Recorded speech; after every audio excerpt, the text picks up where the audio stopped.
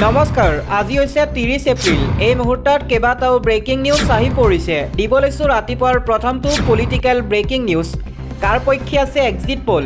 অসমক লৈ আহি পৰিছে মেগা এক্সিট পল। গৰিষ্ঠ সংখ্যকৰ সমীক্ষাত অসমত বিজেপি চৰকাৰ।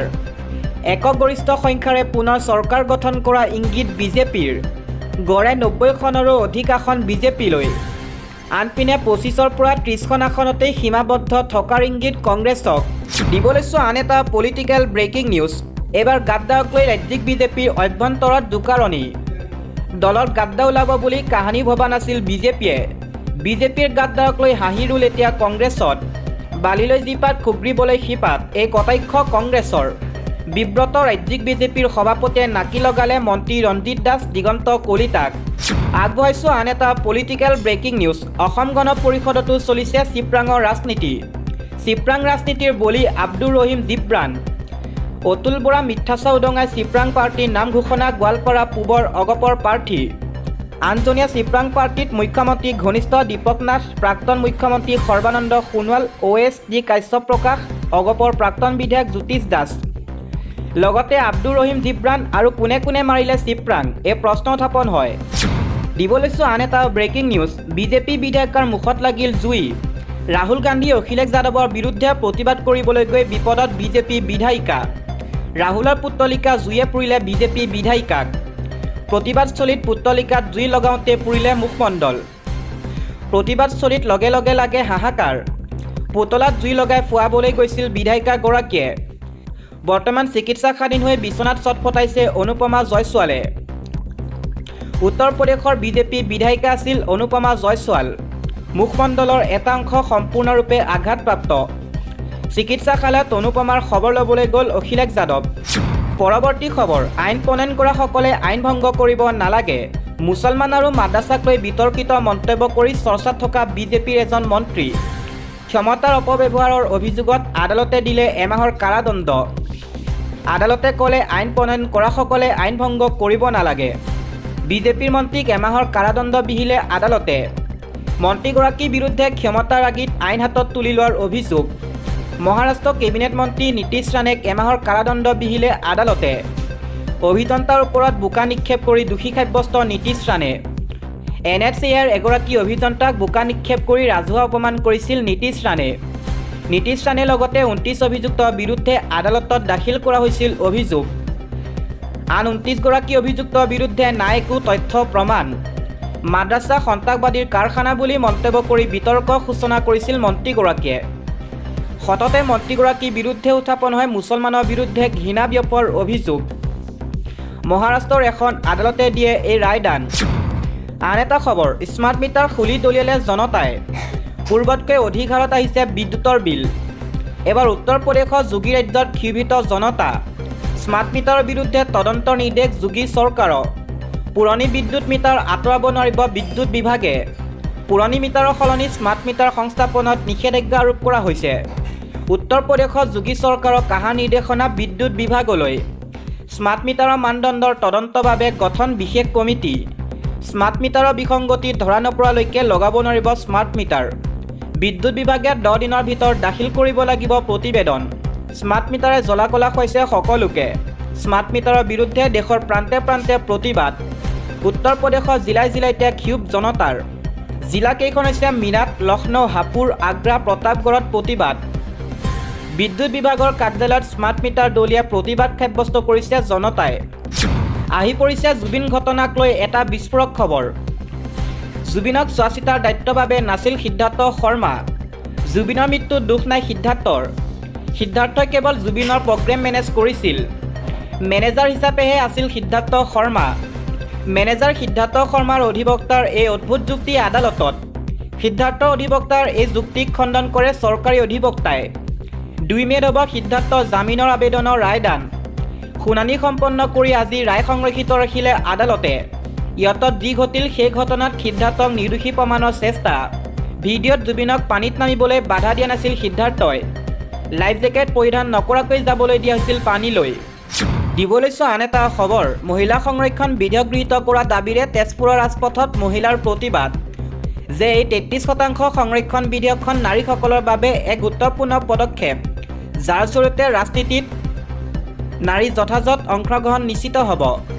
শোণিতপুৰ জিলাৰ সদৰ তেজপুৰত সোমবাৰে বহু সংখ্যক মহিলাই একত্ৰিত হৈ মহিলা সংৰক্ষণ বিধেয়কৰ সমৰ্থন জনাই প্ৰতিবাদ সাব্যস্ত কৰে।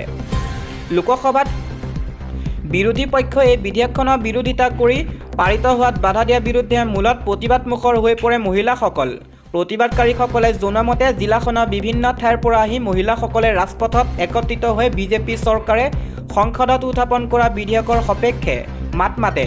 তেওঁলোকে অভিযোগ কৰে যে ইণ্ডি মিত্ৰজোঁটৰ দ্বাৰা এই বিধেয়কৰ বিৰোধিতা কৰা হৈছে। এয়া নাৰীৰ ৰাজনৈতিক অধিকাৰ আৰু অংশগ্ৰহণৰ ক্ষেত্ৰত বাধাস্বৰূপ।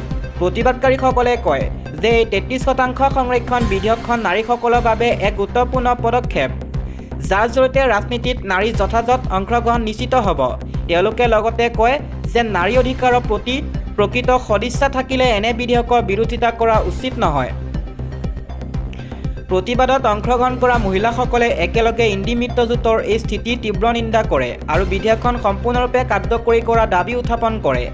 জিলাখনৰ 5টা বিধানসভা সমষ্টিৰ প্ৰায় 2000ৰো অধিক মহিলাই হাতে হাতে প্লেকাৰ্ড আৰু ৰাষ্ট্ৰীয় পতাকা লৈ সোমবাৰে বিয়লি তেজপুৰৰ চিভিল চাৰিআলিৰ পৰা আদালত চাৰিআলিলৈ বিক্ষোভ প্ৰদৰ্শন কৰে।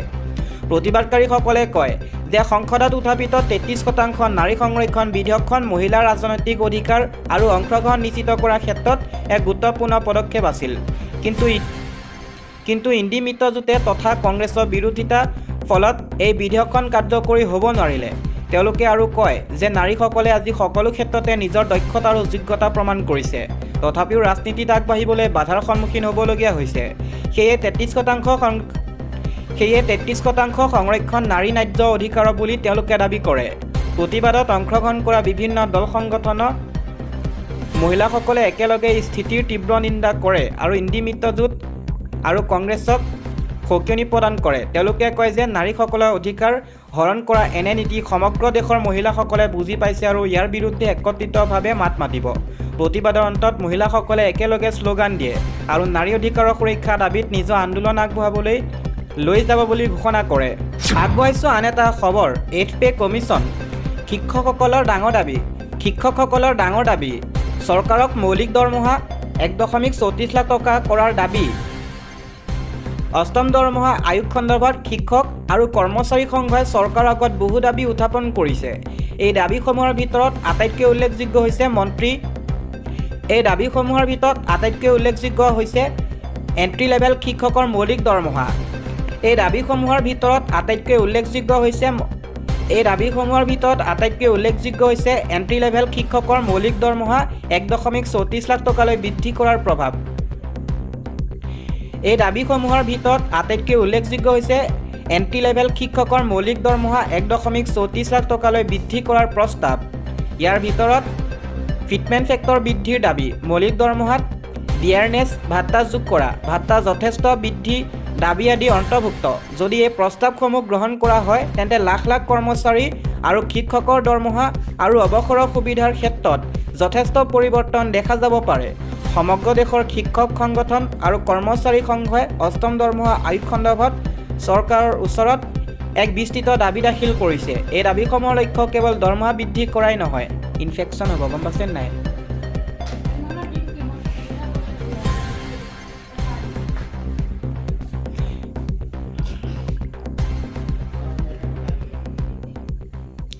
এই দাবীসমূহৰ লক্ষ্য কেৱল দৰমহা বৃদ্ধি কৰাই নহয়,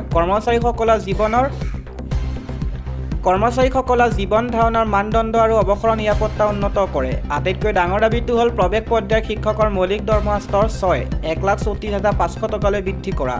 লেভেল 1ৰ কৰ্মচাৰীৰ ন্যূনতম দৰমহা 50,000 টকাৰ পৰা 60,000 টকালৈ বৃদ্ধি কৰাৰ প্ৰস্তাৱ দিয়া হৈছে। বৰ্তমানৰ দৰমহাৰ গাঁথনিৰ পৰা ইয়াক এক উল্লেখযোগ্য পৰিৱৰ্তন বুলি গণ্য কৰা হয়। দৰমহা বৃদ্ধিৰ বাবে ফিটমেণ্ট ফেক্টৰ 2.57ৰ পৰা 2.62ৰ পৰা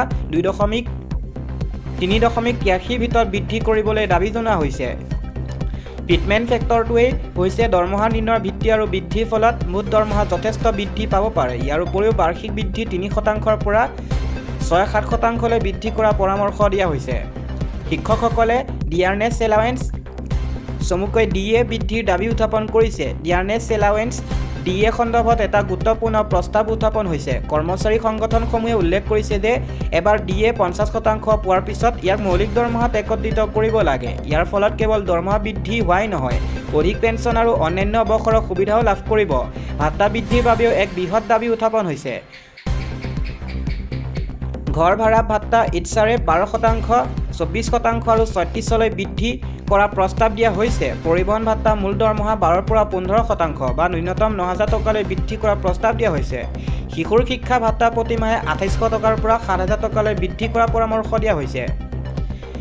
ডিজিটেল যুগৰ লগত খাপ খুৱাই মাহিলী 2,000 টকা ডিজিটেল ভাত্তা দাবী কৰা হৈছে। ছুটীৰ পৰিৱৰ্তনৰ প্ৰস্তাৱো দিয়া হৈছে, য'ত 14টা কেজুৱেল ছুটী, 30টা উপাৰ্জিত ছুটী আৰু 20টা চিকিৎসা ছুটী আছে। অৱসৰৰ সময়ত 400 টকা অৱসৰৰ সময়ত 400 দিনৰ ছুটী নগদ ধনৰ দাবী উত্থাপন কৰা হৈছে।